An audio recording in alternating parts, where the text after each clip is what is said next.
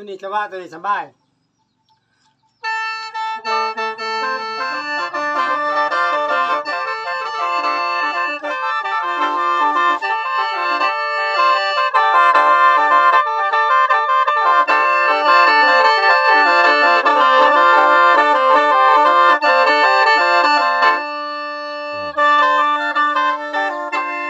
นอนพักคักขนาด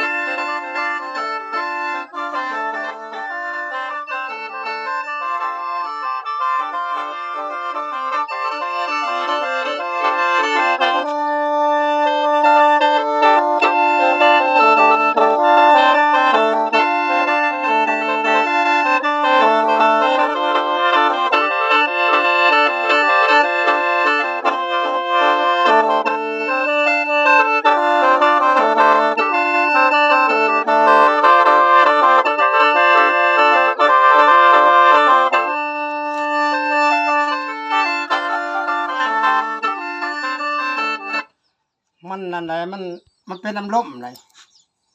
เจ้าคิดว่าล่มคอยนี่มันตัดได้ล่มคอยถ้าล่มมันบ่ตัดนี่ถือว่ามันลูก บ่ถือจังหวะ บ่ถูกจังหวะ นับบ่ถือ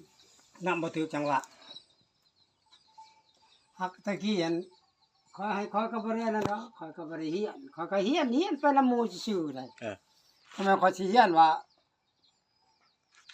แต่ว่าเฮาเป็นแล้วสารวัตรเฮาพังหมู่เป่าแล้วเฮาเอาไปคิดน้ำหมู่น่ะ